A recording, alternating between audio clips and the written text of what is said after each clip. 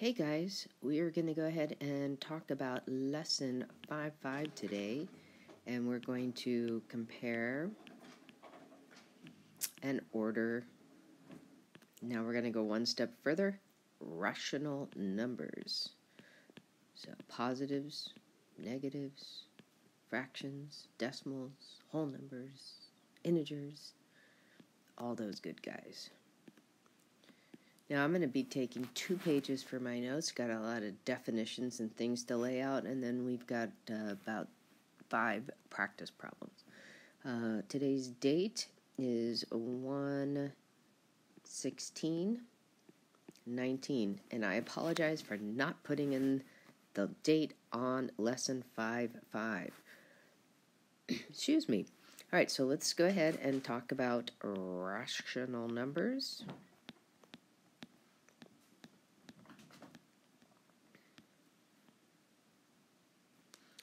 And this is going to be listing everything that would be a rational number. Now remember, the definition is that it's going to be any number that can be written as a fraction or ratio. So first group of numbers we've been studying, or most recently, have been the integers. And integers are composed of 3 categories. There are positive natural numbers,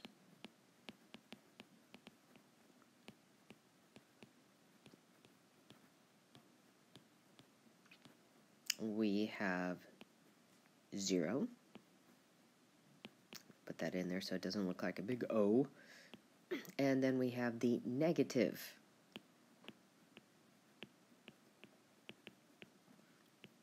Or in other words, opposite natural numbers. So we take the natural numbers, which are positive, and then we take their opposites or negatives. Okay? Then, going back to chapter 4, we have fractions. And so in fractions, we have 2 categories. We have mixed numbers,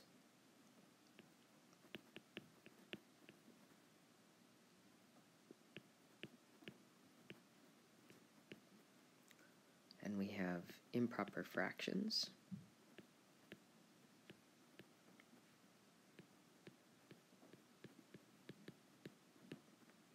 And we go back and just add a little side bit here. When I talk about fractions, I'm talking about positive or negative.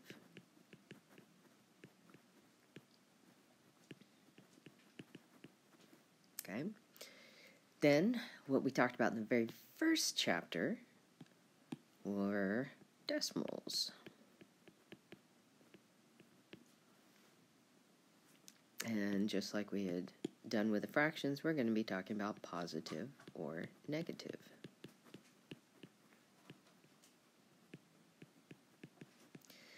And so we just added a new group of decimals in our notes from Monday. Was it Monday? Tuesday? No, it was Monday. Trying to keep all my days straight. And the old group were the terminating decimals. That's what we covered in chapter 3, where there's no remainder. And then we had, the new one was the repeating decimals. Repeating decimals.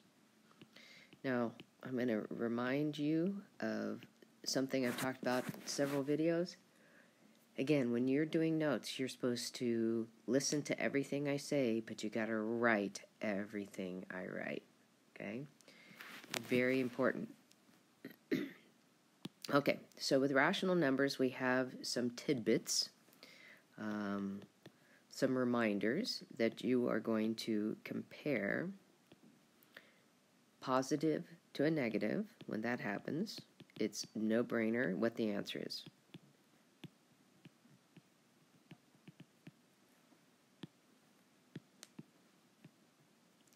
The positive is always greater.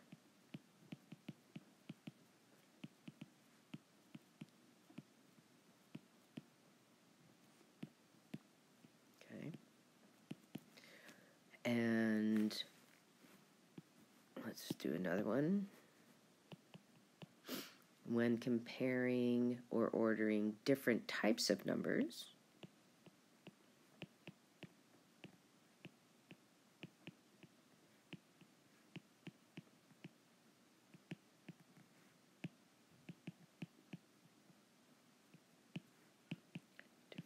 types of numbers. So by that I mean it's not just going to be all integers, it's not going to be just all fractions, it's not going to be all decimals, it's going to be a mixture of those. So when comparing or ordering different types of numbers, they must be first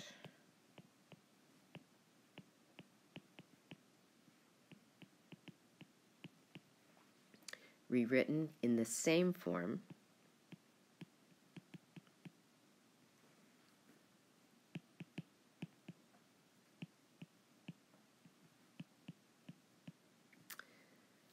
then compare or order.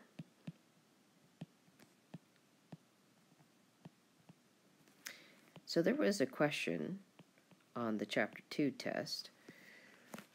Let's see, and you kind of had a mixture. I think we had some decimals. We had, I think, fractions. We had 2 fractions. We had a percent, and we had a decimal. Now, I honestly am not sure how some of you got your answers because you didn't find them all with the same denominator if you changed them to fractions. In fact, that's what a lot of people did, is they changed them to fractions, but they had different denominators, and somehow you guessed the order. Again, change them all to fractions, change them all to decimals, whatever. It's got to be that. So I'm going to give you in order what I think I would do. First, I would convert all to decimals. I think that is the easiest way to compare. Okay? And then let's go with compare or convert to fractions. That's more tricky because now you have to find a common denominator, and it could be a big number. Okay, so I would first try to convert them all to decimals. That would be my thought. Now, don't forget that you're always going to go back. So I'm going to go ahead and put a note over here to the right. Remember, in the answer column,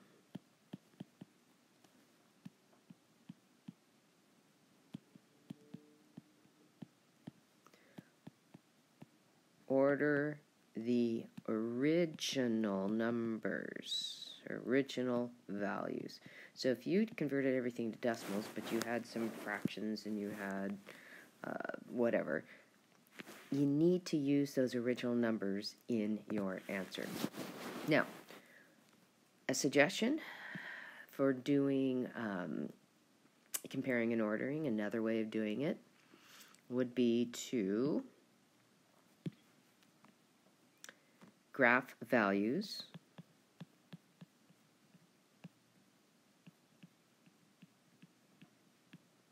on a number line. Now you can do that if you want to compare, and you can do that if you want to order.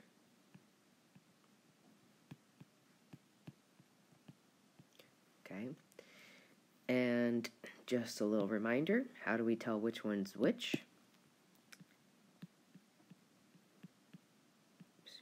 That's terrible. Let me fix that. Ugly. There we go. The greatest value is going to be farthest right. Not what's closest to 0, but what's farthest right. So you could have a negative number that is considered the greatest because he's the farthest right value. And then on the other side, the least value on the number line is going to be the farthest left.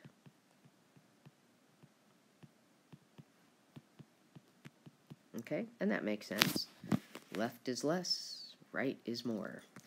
All right, we're ready to do some examples. Next slide. And this for me was my page 2. So we're going to fill each circle with greater than, less than, or equal to make a true statement. Okay, so on your homework, what I want you to make sure that you're doing is you write the original number, the inequality or equal sign, and the other number. Too many of you just were writing symbols. I don't like that. Show me everything.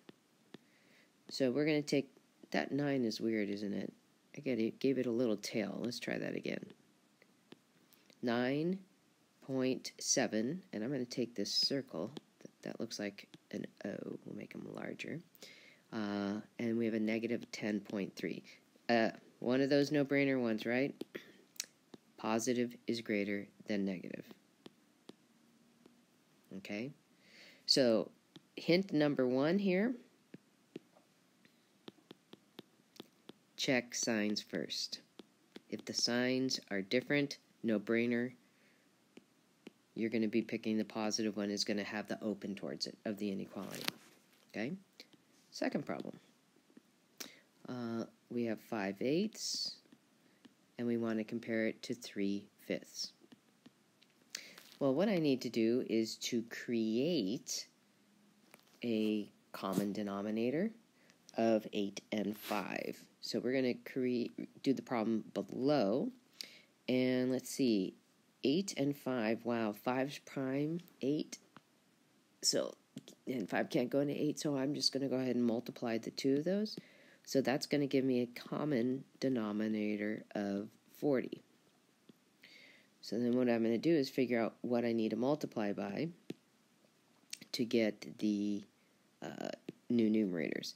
So I'm going to multiply 8 times 5 to get 40. So I multiply 5 by 5, and I get 25. And then I'm going to do 5 times 8 is 40, and 3 times 8 is 24. Now, by the way, you can always find a common denominator in a comparison process by multiplying the two denominators together, since, simplified doesn't really matter in this. Now what I do is I just look at the numerators, and I'm going to compare them. Well, I know that 25 is greater than 24. So what I do is I take that inequality, and that allows me to conclude that 5/8 has to be greater than 3/5. Now, the only reason why this works is because I wrote the equivalent fraction underneath the original fraction. Okay, so this one would be create equivalent fractions. Oops, I didn't quite finish that word, did I? There we go. So that's another thing I do when I have two fractions.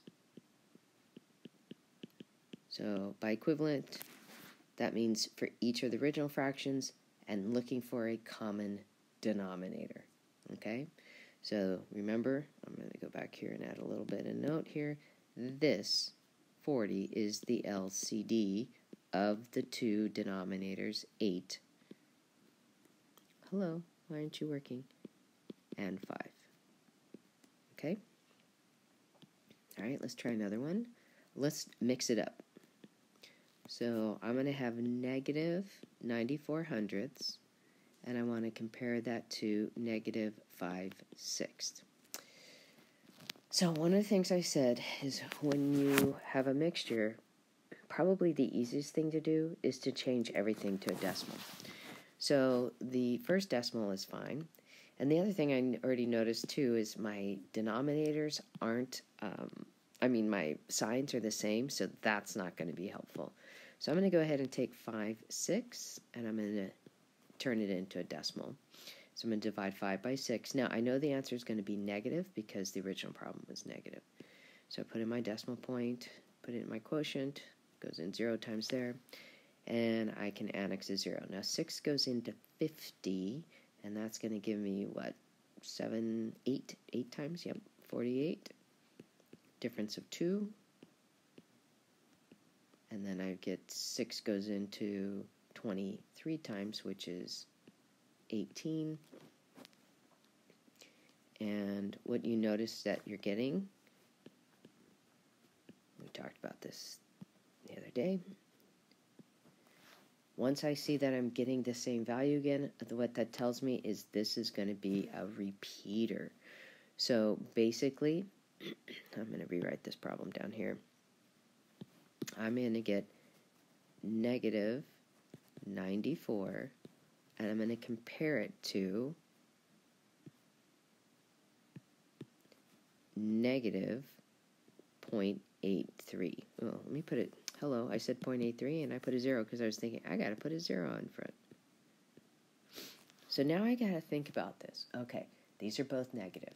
So the relationship between two negatives is opposite to what it would be for two positives.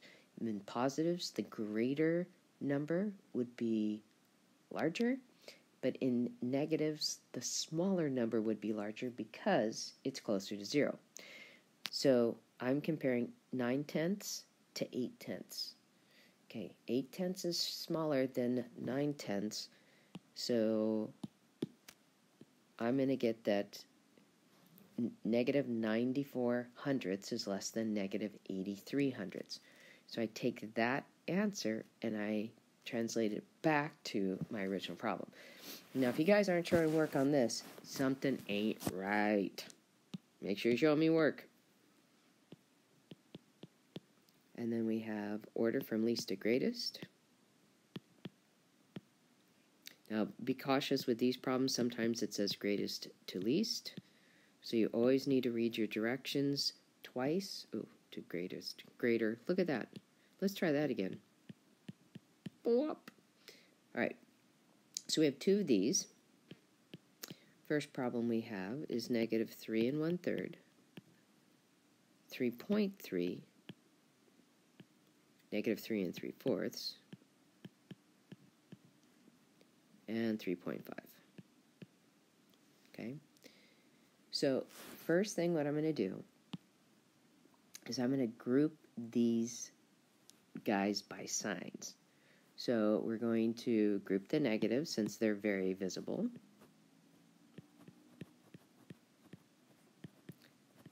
Group the negatives and put in order. That's an and symbol, by the way. And then we're going to group the positives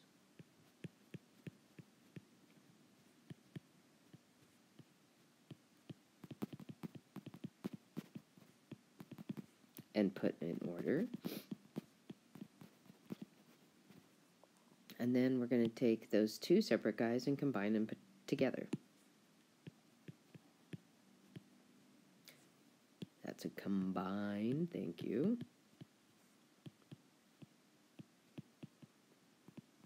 So that's going to be the process I use anytime that I am comparing or putting in order a group of numbers.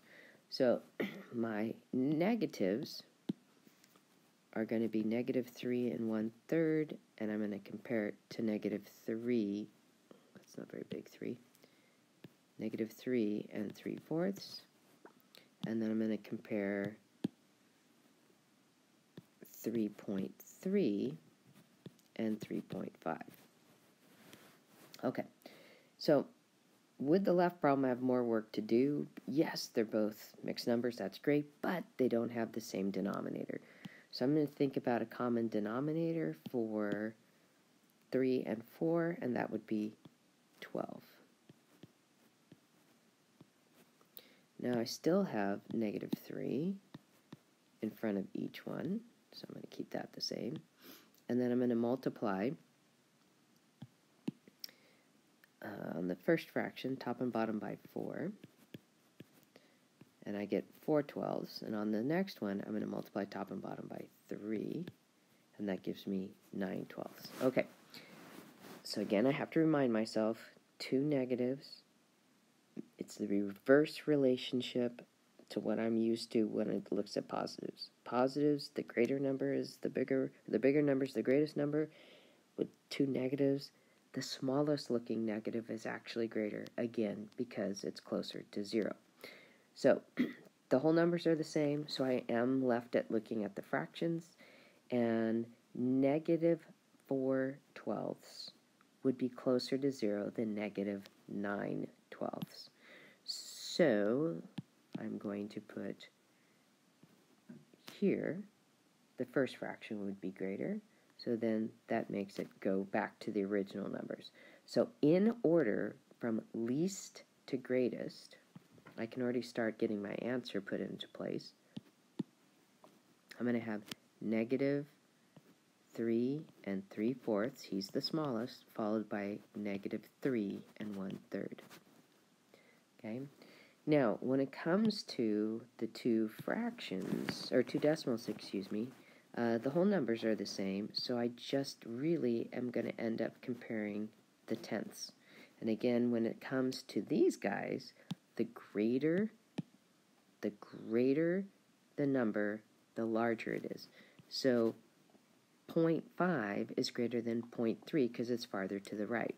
So that means 3.3 is greater than is less than, 3.5. So now I'm going to put those two numbers in my order, the original ones. So next smallest would be 3.3, with the largest being the 3.5. And there's my solution. All right, we got one more. And we've got 2.1 repeating. We've got negative 2.1. We've got 2 and 1/11. And we have negative 2. So again, I'm going to group the negatives together, and I'm going to group the positives together. So here's my negatives. I'm going to compare negative 2.1 to negative 2. So I am going to add a 0.0, so that makes the comparison a little easier. Now, the whole numbers are the same, negative 2, so I'm only comparing negative 0.1 to 0.0. And 0.0 is closer to 0 than negative 0.1. So my relationship between these two is the negative 0.1 is going to be less than the 0.0. So the negative 2.1 is going to be less than the negative 2. Negative 2, because that's what we had originally. So I'm going to put those numbers in order. Least is negative 2.1. Then comes negative 2. All right, let's look at the positives. That would be these two. And now I got a little bit more work to do. I've got a repeating value, and then I have a fractional value. So I'm going to start with this fraction piece, and I'm going to go ahead and figure out what 1/11 would be as a decimal. So I can't go into that, put in a 0, bring up the decimal point, or put in a decimal point, bring it up, annex a 0, 11 can't go into 10, so I can put the 0 into the quotient. That allows me to bring another 0. Now, 11 times 9 is 99. When I subtract, I get a difference of 1, annex a 0, and I'm to 10. Uh-oh. Isn't that where I started? So what that tells me, I'm going to be repeating. Okay, so what I get, I'm going to go back underneath here.